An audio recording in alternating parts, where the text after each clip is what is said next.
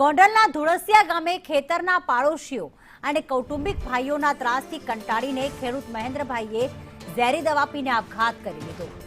મોત પહેલા બનાવેલા એક વિડીયોમાં તેમણે કાના માધા, હરેશ કાંજી, બાલા કાના અને સાગર બાલા નામના આરોપીઓના નામ આપતા જણાવ્યું કે આરોપીઓ છેલ્લા 4 વર્ષથી ખેતરનું પાણી બંધ કરી દેતા, જબરદસ્તી ટ્રેક્ટર ચલાવતા અને ધમકી આપતા હતા।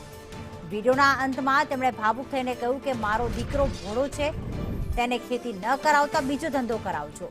મૃતકે આરોપીઓને કડક સજા આપવા ગામ લોકોને અપીલ કરી છે। હાલ પોલીસે સમગ્ર મામલે તપાસ તેજ કરી।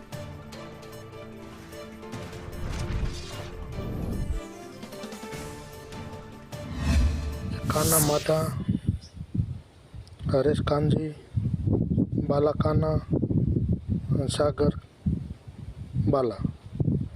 હું ટ્રેક્ટર ખેતરમાં આગતો હોય તો મને ધમકી મારે અને બંધ કરી દે એટલે હું બંધ કરી દઉં છું। ટ્રેક્ટર રાખવાનું કે બંધ કરી દે એટલે હું નથી આગતો અને હું વાડીએ આવું એટલે કે બોલાતું નથી। ધોકા લઈને એકા પછી એક પારા માથે બેન ઉષા કર્યા રાખે, હું એને સમજો એટલે બરક્યા કાંઈ પાડી દઉં, એવી રીતે ધમકીઓ માર્યા રાખે છે।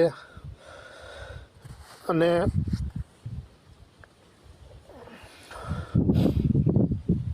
હું જીવી શકું એમ નથી, એવી પરિસ્થિતિ મારી થઈ ગઈ છે। એટલે ગામ લોકોને,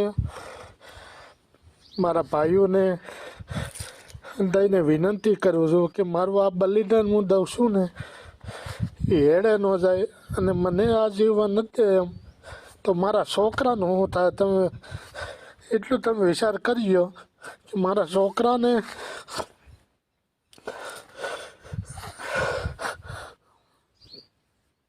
કનેડગત ન કરે